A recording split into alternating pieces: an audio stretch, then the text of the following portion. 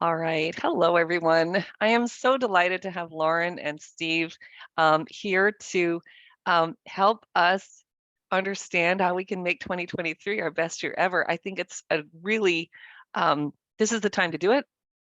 You've got time. You still have time for the new year. It's going to come on us like like really fast, but at the same time, you still have time to do things. So I know you did not come to talk to me. So I am going to go ahead and I'm going to go on mute. And Lauren, I'd like to just hand it right over to you. Excellent. Thank you so much, Allison. And before we dig into the topic, I want to just acknowledge everybody who's joining us today. And I realize that you're busy, you're doing client works, keeping things operational, and you stepped away from working in your business to join us today to get an insight, maybe one thing that you can immediately implement to raise the bar of services you offer your client and the quality of work. So that is working on your business, which we're actually going to talk about today. But our topic today is how to make 2023 your best year ever, increase your market share, and raise your profit margin.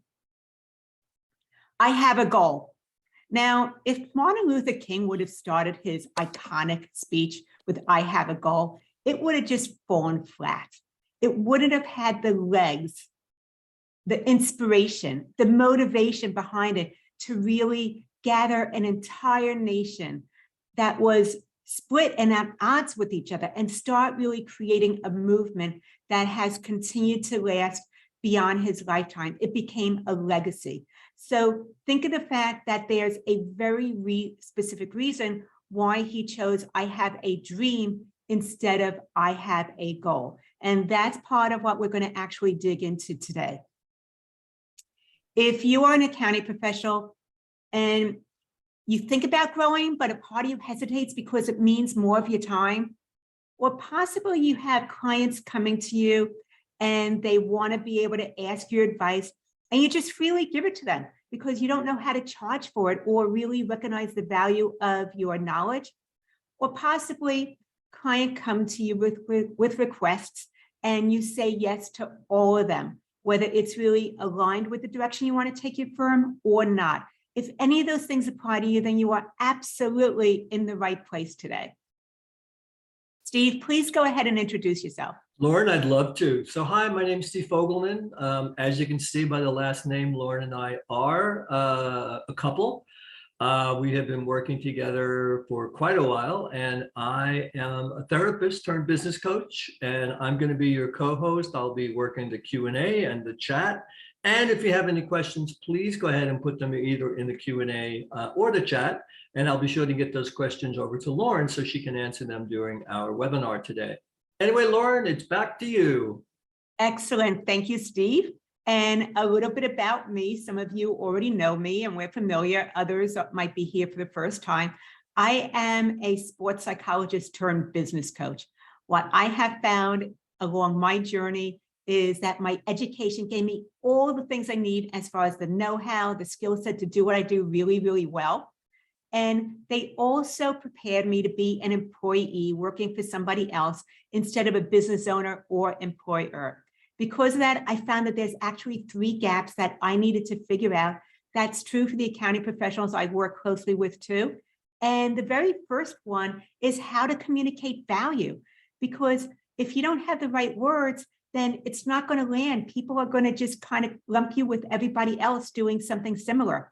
So how to be able to stand out and grab attention of the right people was the first thing I needed to figure out. The second thing was how to be able to enroll new clients when I didn't like the sales part. I don't want to be salesy. I don't want to pressure someone into working with me, and how to be able to have those enrolling conversations, the consultations, without wanting to have to actually close or sell somebody. And then the third one is how to price services when I didn't want to trade dollars for hours, connecting my fees to time. And those are the 3 things that I find accounting professionals could benefit from also, is being able to have the words to communicate your value, how to be able to enroll new clients when you don't want to pitch or sell them. And then number 3 is how to be able to increase your revenues, possibly 2 to 3 times more when you separate your fees from time and know how to price your services. Also, As you can see from 2018 to 2022, I have been named as one of the top 22 business coaches by HubSpot. And that is my Amazon #1 bestseller, The Success Solution. What we're going to cover today is the #1 dream firm secret. Then we're going to transition into unleashing your potential. And we are going to wrap up with really this simple way to 3x your business. So that is what we're going to be covering today. If you find that this really applies to you and you want to be able to know how to be able to implement it, have a further conversation about that, getting it done, not thinking about it any longer, then I will show you how to connect with me as we wrap up today. Well, Lauren, let's go ahead and get started. I'm really excited about what we're going to be presenting today. The first thing we're going to look at is the #1 dream firm secret. But before we do that, we have our first poll question. We do have 4 polls today. Do you follow an agenda? I have a daily to-do list that keeps me focused. Each month I set new goals, or every client crisis hijacks my plans. So once again, do you follow an agenda? Daily to-do lists keep me focused. Each month I set new goals, or a client crisis can hijack my plans. And we're gonna leave that up for a bit and have you guys vote on that. And once again, if you do have any questions, please let me know, and I'll be sure to get those questions over to Lauren so she can answer those questions for you. Let's just see. I think we've already launched our poll question, so we're just waiting for Allison to kind of close it out. So Allison, whenever you're ready, and there we go. So do you follow an agenda? Daily to-do list keep me focused is 75%. Each month I set new goals is 25%. Client crises hijack my plans is 0%. Look at that. They're really doing quite well. So Lauren, what are the steps to increase your income without working additional hours? Well, this is part of what you want to think about regarding your strategic plan. There's 3 parts to it. And the very first thing is understanding who your high value clients are. What is it that makes them want to engage your services? What is it that interests them, and how to be able to shift away from working with all clients where you're accepting low value as well as high value, and then really focusing on the needs of the high value clients, because they're slightly different than the ones that are more price sensitive or the ones that give you headaches as soon as you get a communication from them. So the more that we can build your firm with those high value clients, you're going to be on your path to having your dream firm. #2 is communicating your value. That is having the words. Now that you know who your high value clients are and what appeals to them, then we can start to craft the words that grab their attention, that have them want to know more and be able to see why you ought to be the obvious choice for engaging services, as opposed to moving in a different direction or some other option. So the second thing is communicating value. And then the third part is growing your dream firm, because so often we know what we want. We have an idea when we first start our business, and we're moving in that direction of stepping away from our 9 to 5 and our secure paycheck. But a lot of times as we're growing, we get sidetracked, or something happens, or we're saying yes and it takes us down a different path.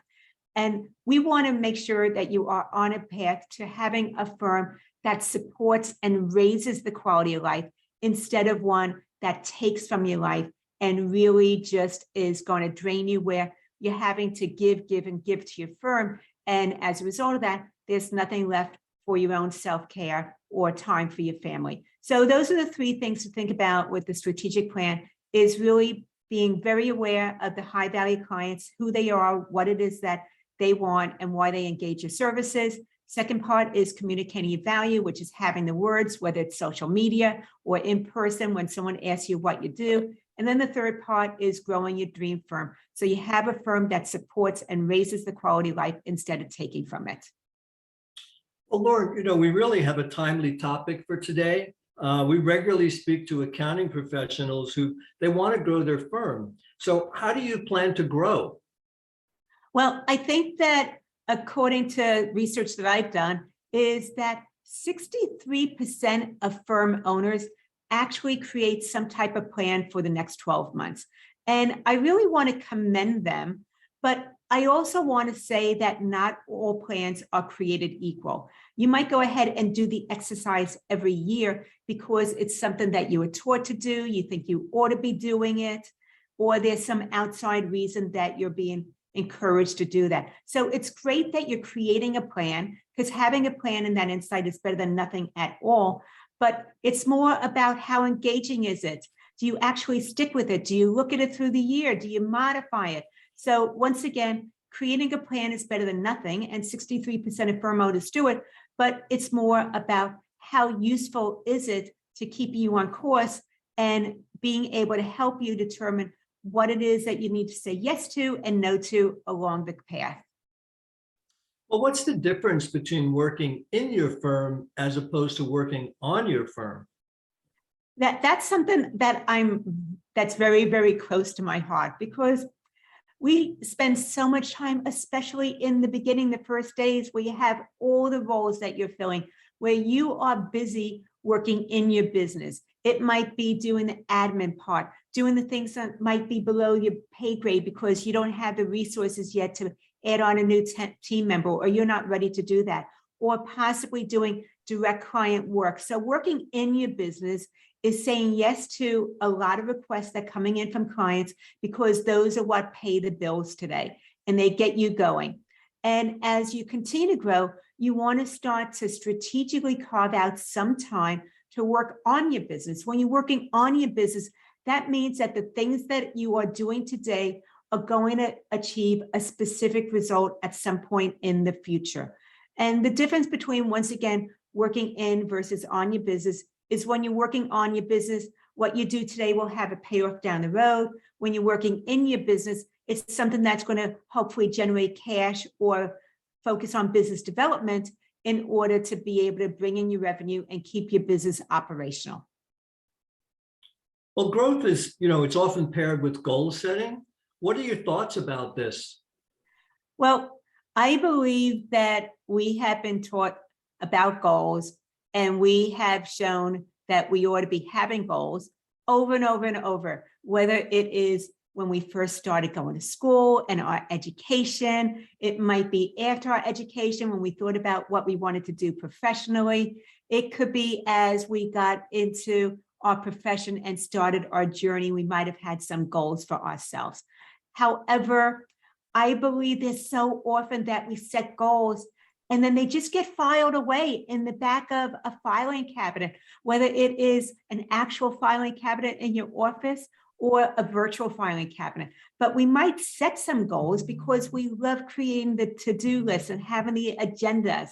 But a lot of times we don't keep on looking at them, or they don't inspire them, so they do get filed away for some other time, like 12 months from now, when you think about setting new goals for the next year. Because of that, I think it's important to recognize that when we think about goals, we tend to think traditionally about SMART goals. And SMART goals historically came around the 1980s or so, because corporate America, the employees were just doing the bare minimum. They had quiet quitting back in the 80s. They just didn't name it yet. And that the corporate felt that if they could get their employees to do even 3% more than what they were currently doing in productivity, that would significantly raise their dividends, and that would make shareholders back happy. So SMART goals are specific, measurable, achievable, realistic, and time-based. And that was to get corporate America employees just 3% more productive. But we're business owners. And as business owners, 3% is very, very achievable. But just the fact that you stepped away from a paycheck and decided to have your own firm, you're not necessarily doing something realistic. You're taking a little bit of a risk. Even if you started this as a side hustle and your side hustle became your full-time business, I'm going to say there was still some risk, and you're a little bit more risk adverse than people that dream about what you're doing, but never step away and do it on their own. And because of that, we don't always want something that is going to be realistic and achievable, or the fact that success tends to be very, very messy. And as you're moving forward, things change, they don't work out as planned. And because of that, it's better to consider doing something else than SMART goals, because I believe that we're going for something beyond that. Once again, Martin Luther King, he didn't create a movement because he had a goal. He created a movement because he had a dream. And that is something that we're going to start to dig into. When I first connected with Karen, she was doing everything for everyone. And even though she has a staff, she was still holding on to too much work herself because she didn't know how to delegate some of the lower level tasks to her staff. She was someone that was wanting to please people, avoid conflict. So she was very, very agreeable and wanted to do things to just keep everything afloat and smooth as opposed to rocking the boat. But it also led to her working a lot of hours and not being able to do some of the things that she felt passionate about. So what we did is we started to look at what was her specific specialty, where her skills really shine. What were some of the things that we needed to get off of her plate and onto her staff's plate in order to free up her time to do more of the higher level things that only she could do, and also how to be able to communicate that to her clients as well. So we started to move in that direction. And part of what we did, let me go back. Part of what we did is we created packages that were very specific to her higher quality clients. And by doing that, she was able to engage them at a higher price point than what they were currently paying her. That meant raising the prices of her legacy clients, as well as bringing in new clients at her new rates. Because that, she brought in an additional $14,000 in 60 days. She reduced her hours. But the thing that I loved most was that she was able to go ahead and purchase her dream home. And her dream home was a turn of the century house that needed to be completely remodeled up to period.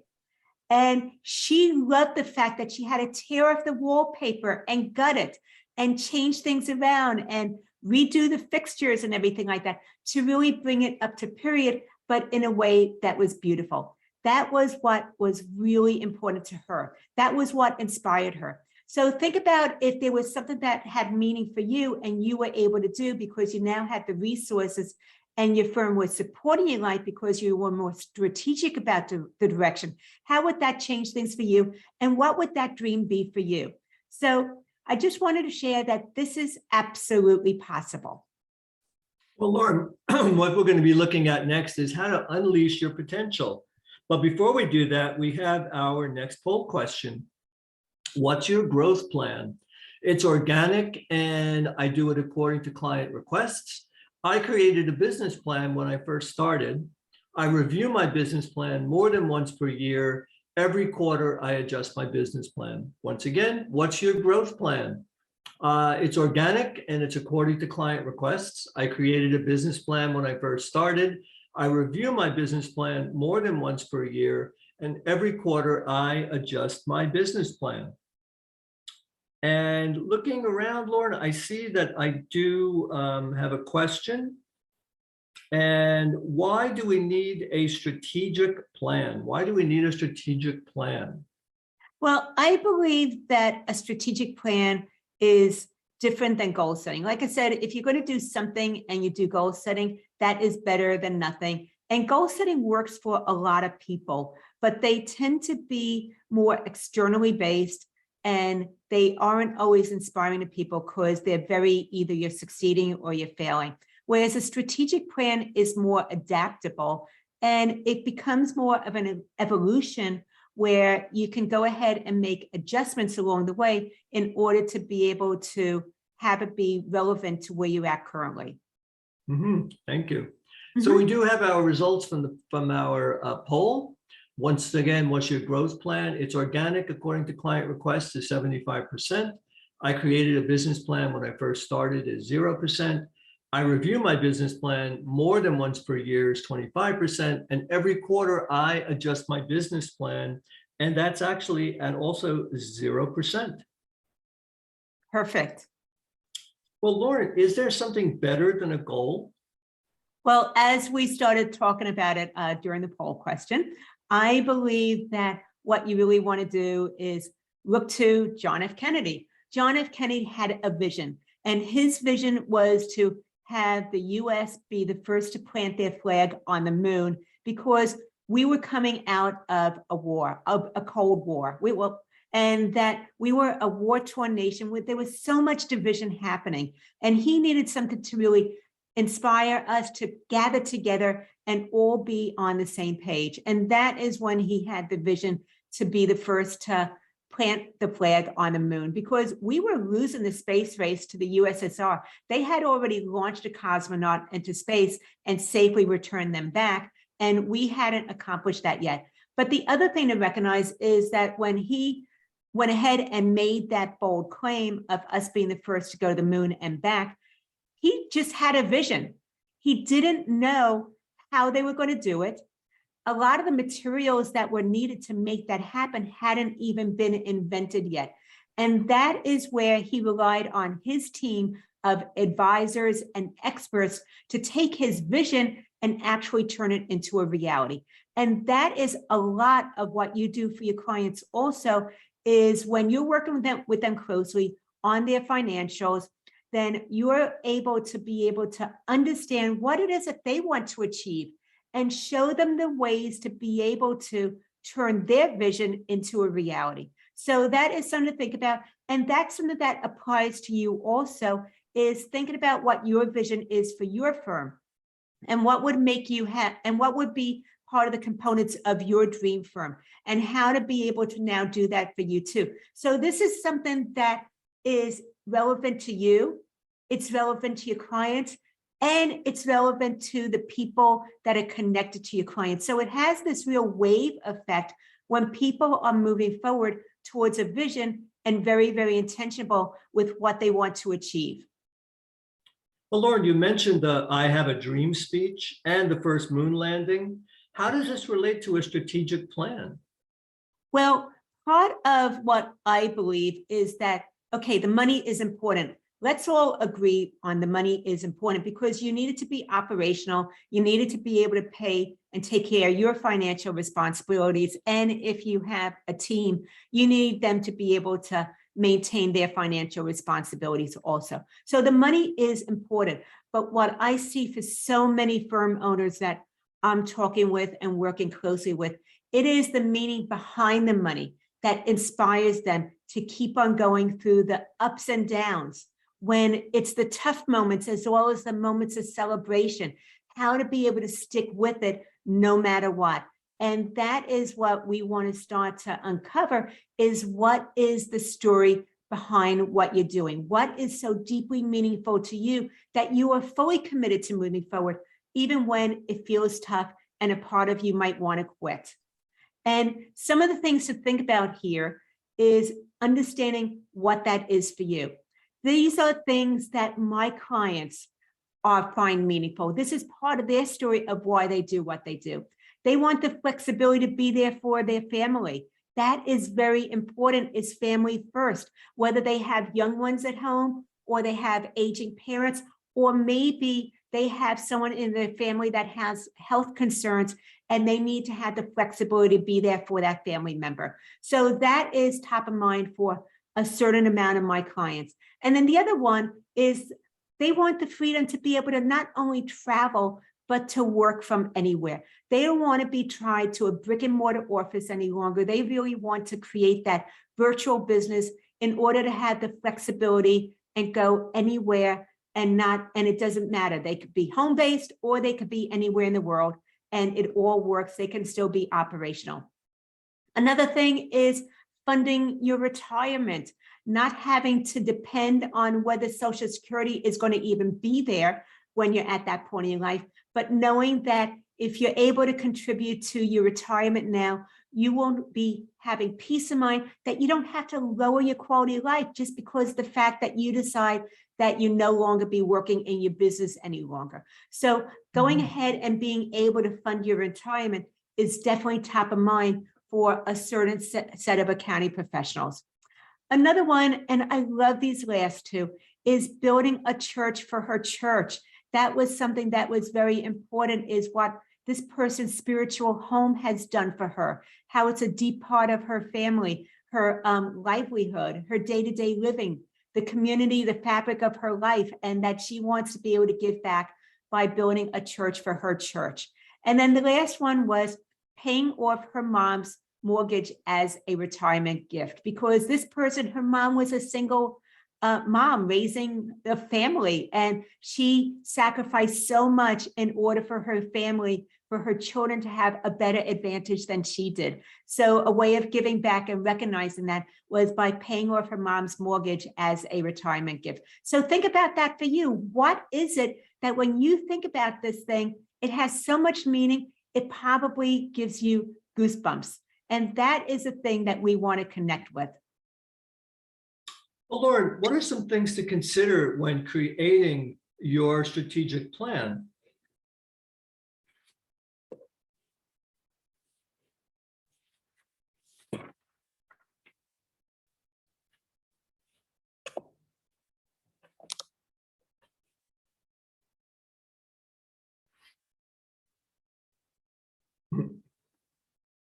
Lauren, I think we've lost your sound. Thank you. Just needed to catch my breath. What I wanted to say is the three things to consider is vision, strategy, and action. The vision is really that dream that you have. What would make a difference? What is it that keeps you going through the ups and downs? Just like we talked about in the previous slide, it was those things that you could do for other people, or that raised the quality of life, or made a meaningful difference. So that's what you first want to do, is really understand what is it that you move towards. What would you like your dream firm to look like? And really get very, very specific about it. Because the more specific, the better. And I'll go into that deeper in a moment. And then once we know what the vision is, then we want to start to fill in some of the gaps with the strategy. That has to do with defining the milestones. When I'm looking at that, we want to do what's called reverse engineering, where you're starting with the end and you're moving back towards where you are now, because you're looking at that a little differently. And we'll dig into that a little bit more in a moment. And then the third part is we need to stop planning and thinking about it and researching and taking the action to do it.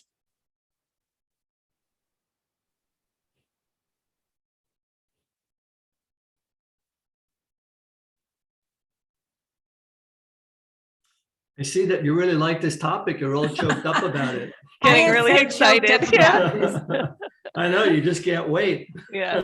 My eyes are tearing from the emotion. I care about this. It's very, very meaningful to Getting me. excited. Yeah. Yeah, because it's made a difference for our lives, Steve. And I know that this can be something that we apply to other people, and it makes a difference for them too. Mhm, So absolutely. what we want to think about is when you're looking to go to your friend's house in the next city and you've never been there before, but you have their address.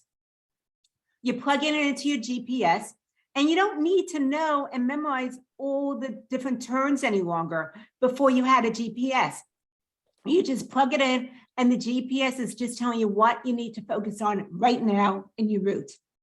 And that's it. And then when you make that turn, it tells you the next thing. And if you are off route and you make a wrong turn, she helps to reroute you. Well, our brains have that also. We have what's called the reticular activating system, the RAS. It is our inner GPS. So once we know our destination of what our dream firm looks like, and we're very, very specific, then we can plug that into our brains. And our brain starts looking for the particular course to take us there. But what happens is it's just looking for the next opportunity that is going to start to move us forward in that direction. And we are doing this subconsciously, but we have to first know what is that dream firm and the specific about it in order to be able to start moving in that direction. So it's the difference between going to your friend's house and having the exact address versus going to your friend's house and your friend tells you that, oh yeah, it's in the next city and I'm on a tree-lined streets and there's about 20 white houses, and I'm about the middle one in. You're never going to find her house because it's too general. We need to get more specific so we have the exact address of your dream firm. With Bill, he was very, very much involved in his community. He gave back. He is what I call a servant leader, where he is really looking to give and lift others up as he's lifting himself up. And that might be something that resonates with you too. But what he was doing when he was talking with people and networking and meeting with them and having coffee dates with them, and they asked him about what he did, is he focused on the tasks that he did as an accounting professional, the different things that were in his workflow that he did for his clients. And that was good, but it didn't really differentiate him and acknowledge the fact that he had an advanced MBA degree where he was able to do so much more than someone else that might not have had some of those insights or the education. So what we did is we started to fine tune and get very specific about who his high quality clients were. And then we talked about what were those words that he needs to be able to get their attention to where they would want to know more. And by making those strategic shifts in how he spoke about himself and what he offers and the problem that he solves for those clients, he was able to attract those right people to him. And as a result of that, he brought in an additional $10,000 in less than 30 days in his firm. And just think about it. It might not be $10,000. It might just be an additional $1,000 a month for you. But if you had those right words to attract those quality clients to you, how would that additional revenue make a difference for you and really validate what you're doing? Well, Lauren, I love this topic, and I know that now we're going to move forward into 3Xing your business, which I think is really exciting. But before we do that, we have our next poll question. So what's your response to unexpected challenges? It creates overwhelming stress for me. I research my options. I adapt to maintain momentum. Once again, what's your response to unexpected challenges? It creates overwhelming stress. I research my options, or I can adapt to maintain momentum. And while we're there, I just want to check in. Sure. We're putting a lot of information here. We were doing the big picture overview about the strategic plan, the goal setting. Would love to hear from others about what might be coming up for you, what specific questions you have, because I want to make sure that you get what you need to start putting this into play. And you actually can talk with us. The chat is kind of open, so it goes back and forth between Lauren and I. And if you have any questions or just want to say hi, then that's a great place to do that. So we do have our results. So what's your response to unexpected challenges? It creates overwhelming stress is 40%. I research my options is 20%. I adapt to maintain momentum is actually 40%. And, Lauren, before we get into the final section where you're going to discuss how to 3X your firm, I know that you have a wonderful resource that's available. Mm-hmm. Great. And I actually believe that Linda had a question or comment that she's getting ready to launch her solo practice for Q1 in 2023. And first of all, Linda, I just want to say congratulations for really taking that leap of faith and moving in that direction. I believe that you are going to be so excited about it and not look back.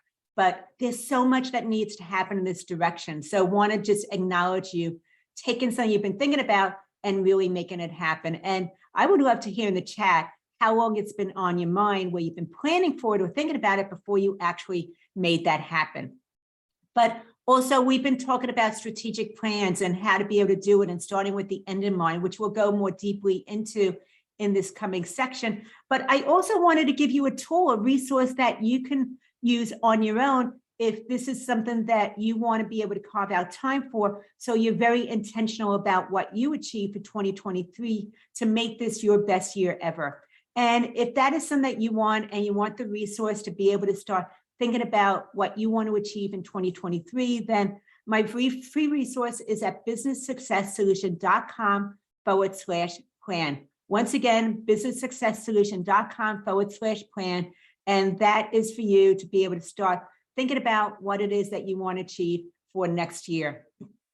And Linda was saying that she really got serious after too much job loss and turmoil this year. So congratulations on really taking charge of your destiny. Well, and as you move forward with your strategic plan, obstacles obviously are going to arise.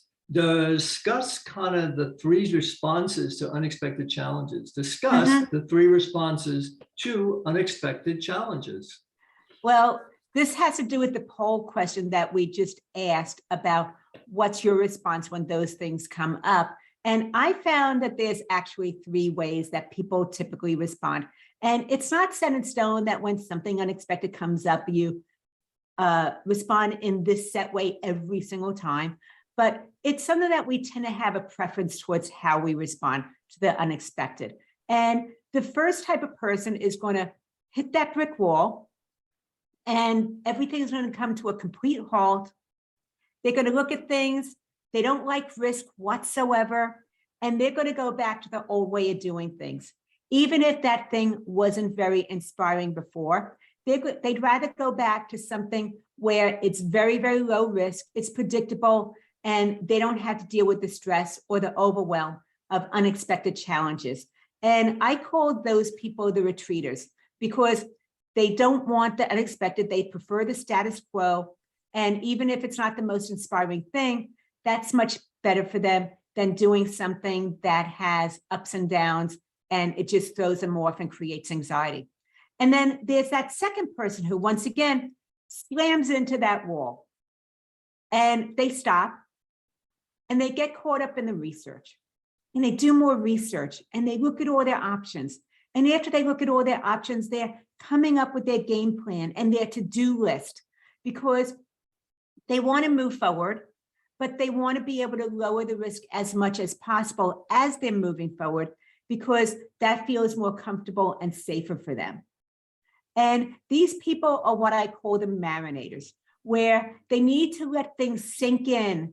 They think about things a lot before they go ahead and implement, because they want to be able to make sure that they have a plan where there's as little possibility of failure, disappointment, making mistakes as possible. Because if they were to disappoint, have a mistake, failure, then it feels like that creates tension and conflict with them.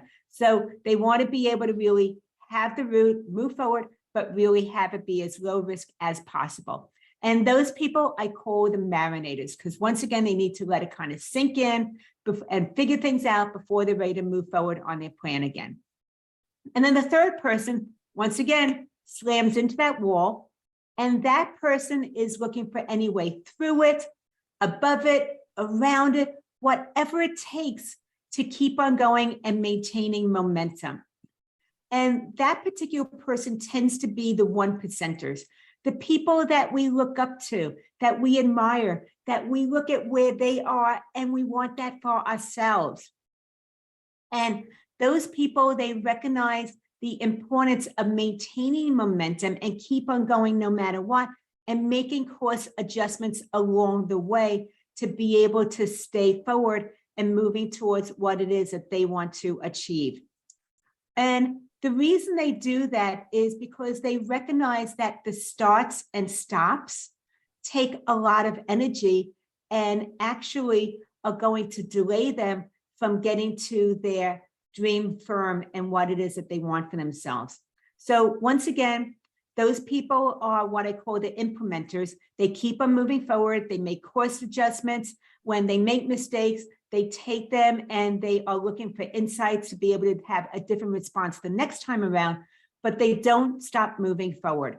So that is something to just think about, is where you are.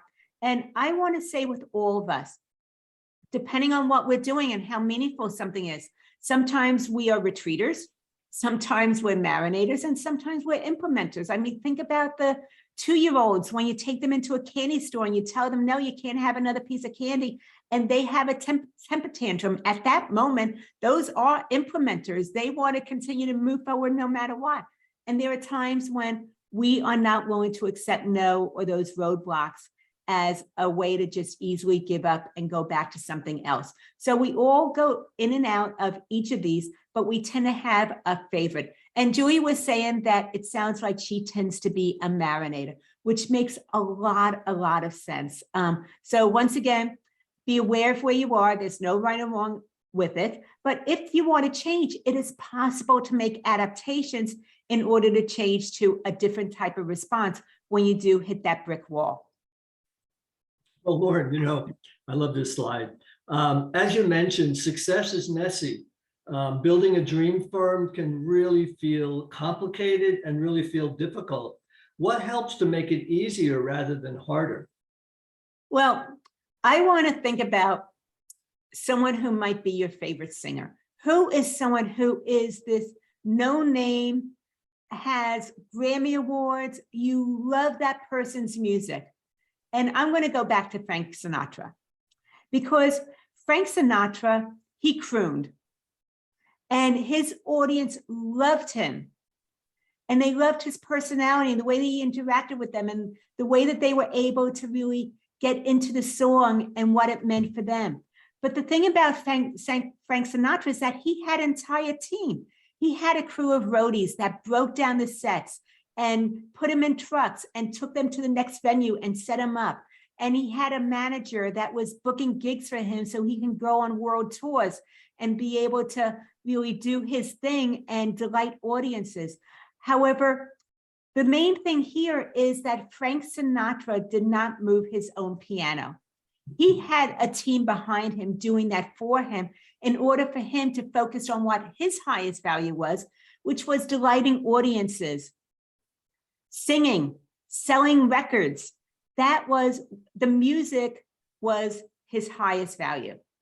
And he knew that. And that's why he had a team behind him doing all the other things in order to let him show up and just sing to audiences and delight them. And think about that with you and your firm, where you may be moving your own piano and you would be better off having someone else move your piano for you because it's lower level work that could be delegated. And by getting that off of your plate and onto somebody else's, it would free you up to work with your clients at a higher level or work more on business development. So once again, let Frank Sinatra or whoever your musician is, that's an inspiration, really be a model of what is possible for you and your firm too. And the other thing to think about is who is on your A team. Because these things I'm talking about, whether it's moving your own piano and maybe getting that crew behind you, that applies to solo business owners as well as to people that might have a team already. And this is the next thing to think about is who is on your A team. And we want to talk about the golden goose and the golden eggs. Now, the golden goose is the people that you are in connection with. They are possibly the people that work with the same types of clients as you do, or possibly they are referral partners.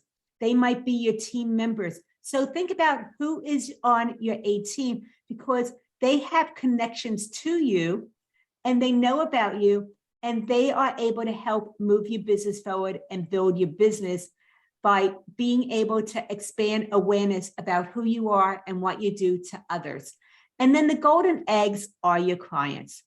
Those are the people that are engaging your services and you're delivering a specific result for them. You're helping them solve a problem. You're helping them get better insights into their financials so that they're making better decisions regarding their business and able to move forward. So once again, you want both. And this is true whether you're an introvert or an extrovert. You want to have the golden goose, which is the community and your network. And then you want to have the golden eggs, which are the clients that you serve. And when we're thinking about A team, who is it that's on your A team? It could be staff. And as I said, this applies whether you're solo or you already have a team, because there are so many people that are solopreneurs, but it might be that they are outsourcing some work, or maybe they have someone who is a 1099 that is doing the marketing for them, or that is doing some of the virtual services for them that they don't want or can't do on their own. Or it could be your IT person that is keeping your technology up to date and safe so that all the information that you're doing for your clients is secure. So who is on your A team? And that could be the resources of staff, whether it's 1099s or W-2. The next part is the referral partners. Who are the people that are aware of you and they know people that might be great connections for you or might be potential clients, and they are out there. And the thing about referral partners that's very interesting is that your first line of referral partners might not always be your best resource for referrals. So those are the people that are in your immediate network. And a lot of times they're great because they do know you and they can talk about you, but also they know a lot of similar people as you do. So there's people that are actually in the second tier of your referral partners that are a better resource because they know a whole web of people that you don't know yet. And they're able to make those strategic connections. So there's actually two tiers of referral partners that you want to think about.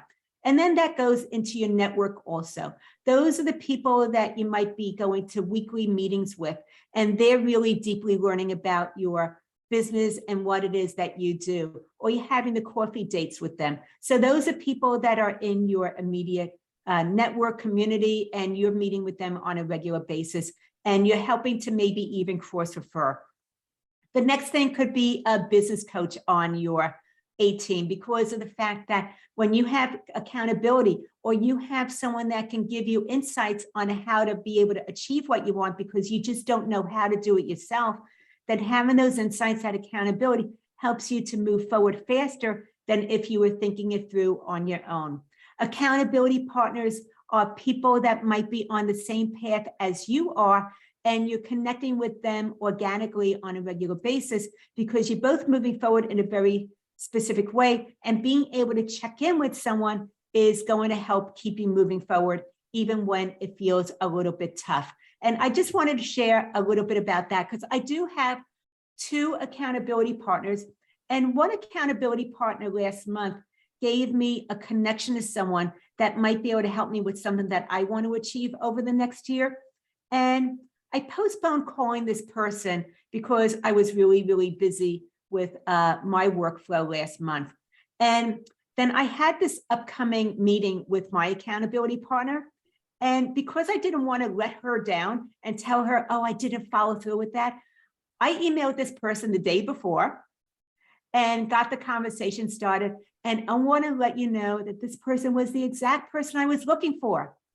But I probably would have let it slide by if I didn't have this next day meeting with my ability partner. So even though I procrastinated for almost an entire month, I finally did it because I told this person I was going to do it and I wanted to be able to follow through. So that happens to all of us. We get busy, we postpone things, but having that accountability partner does keep things in check because we don't want to let someone else down. And that sometimes is a motivator as well. And then the last thing is your community. It could be your virtual community of who you're connected with virtually, or it could be your geographical community of who you're with in your community, whether it is a spiritual community, maybe it is a community of other business owners that you get together with in a regular basis. It could be your personal community of close friends and family. So whatever that is, those might be people that are on your A team also. So those are some ideas of who you want to think about that would be on your A team to start to get you be more intentional about developing these relationships and which ones you want to put more effort into and which ones you might want to even build out more and deepen over the next coming year. Well, Lauren, do you have any advice for maintaining the momentum through the ups and downs? This is the very simple way to start 3Xing your business. And 3Xing your business is something that we don't always think about, but is very, very doable. And it's actually easier than we think of. So if you now have your dream firm and you know what it is that you working towards. You're starting to put your milestones in place, those things that are mini wins that you're going to hit along the way. And also you now have your action plan and you're ready to start taking action. What you want to do is what I call the rule of threes. And the rule of threes is something that I actually teach more deeply in my strategic planning retreats. We really take a deep dive into that. But what you want to think about is every 3 months, so every 90 days, every 3 months, you want to be able to carve time out away from your business and have dedicated time to really focus on what it is that you want to do more of and what it is that you want to do less of. So every 3 months, you want to identify 3 things that create drag. And they could be people, places, or things. What are the people that maybe hold you back? It could be people in your community. It could be connections, someone on your A team that's holding you back. It could be clients that aren't a great fit for your firm any longer. You've just been tolerating, and maybe you've even raised their rates, hoping that they would go away, and they didn't. They said yes to your new rates. It could be employees that actually add to your workload instead of take from your workload. So think about who are the people that might be creating drag. The other part is places. Maybe you're saying yes to too many network opportunities, or you're saying yes to too many volunteer opportunities. Or you're on the board of directors for too many things, and it's keeping you from being able to focus on your business. So that's holding you back. And then the last thing is the processes. So what are the things that are in your business that maybe aren't the most effective, or they're not very efficient, or they take longer than they need to take, and there's a better way forward. So once again, you want to think about what are the things that create drag and slow you down, create anxiety, add to your overwhelm. And we want to identify 3 of those things. And then the next thing, what we want to do is focus on 3 things that are actually aligned with that dream firm, that are getting results, and you want to put effort into more of those. So those might be, once again, people, places, and processes. So who are the people that are sending you quality referrals, or the people that you network with that know other people that might be a great connection for you or introduction. It could be wanting more of the same type of a certain client, or being able to know that you have one person on your team that's a superstar and you want to train that person to even take on some more advanced work from you. Be able to reinvest in that person. So who are the people, the places, where do you network, who's in your community? And those things are a great time of your effort, and they are meaningful for you to be able to spend more time there and be able to give back, because you know that when you give, you get in return. And then the third thing are the processes. What are the things in place that are really aligned with where you're going in your business, or might be the next thing you want to put into your business because it's going to be a next level move. An example of that is maybe you've been thinking about advisory services and you've been wanting to put it in, and you know that your clients will benefit from that, but you just haven't been able to create the capacity for it. And now's the time to be able to rearrange things and prioritize that. Or it could be some type of software that is, or a SaaS product that's going to go ahead and make things easier, similar to what Lissia offers with being able to streamline communication, where everything goes into one place instead of having emails in one place and text in another and voicemails that you have to listen to. So think about what are the things that create efficiency and are highly effective. So now that you, every 3 months, you're carving out time to look at your strategic plan and adapt it, and you know the 3 things that create drag, we want to get rid of those 3 things. That's part of the strategic plan that you're looking at every day, every 90 days. You want to get rid of those 3 things that create drag, and you want to put more effort now into the 3 things that are moving you forward towards your dream firm. So that is how the rule of threes work. Every 90 days, every 3 months, you're getting rid of 3 things that create drag, and you're putting more energy and effort into 3 things that are moving you forward towards your dream firm. With Rihanna, she was saying yes to everything and everyone. And as you know, when you do that, you have to work a lot of hours, and it takes time away from other things that you might want to do with your family, your personal life, your self-care. So what we did is we got really focused on those things that were highly effective in her business, who those ideal clients were, and how to be more intentional instead of saying yes to everybody because she doesn't like hearing no. And part of what we did with her is we created packages. We created a silver, gold, and platinum, and she focused more on developing a niche in the restaurants because she had previously worked with them for 20 years. And by looking at this, she was very intentional. She knew what the scope of work was for each client. She was enrolling them into outcomes of where their business was and where they wanted their business to go instead of the task growth. So all the things that you see under the service part are for her to be aware of and for her to know what the scope is for each client, but her clients were enrolling into a specific outcome, whether it was the basic of the silver package. The gold would be where most of her clients fit because it met their needs and a little bit more. And the platinum was more of outsourced CFO services. And I have permission to share this for inspiration for you to model, but please do not copy it because it is proprietary to Rihanna. But once again, it is for you to use as inspiration of what you could be doing to be able to focus more on the value, working with those right clients, and moving towards having your dream firm too. Well, Laura, we have our last poll question. So how interested are you in talking with Lauren about pricing your services? How interested are you in talking with Lauren about raising your rates and pricing your services? I'd like to schedule a 15-minute consult with Lauren. This looks really interesting. I'd like to find out more, or I'm not interested at this particular time. So once again, I'd like to schedule a 15-minute consult. This looks interesting. I'd like to find out more, or I'm not interested at this particular time. And Lauren, you know, you really have shared quite a bit. And I think we're going to go to our last actually transition slide, but you've really shared quite a bit. And now I think they can get started. But I think that there are some who are actually ready to get this done and they don't want to figure it out on their own. What do you recommend for our listeners who are ready to really make 2022 or 2023 actually their best year ever? Well, first, what we covered is number one, Dream Firm Secret. Then we transitioned into Unleashing Your Potential, and we wrapped up with how to 3x your business.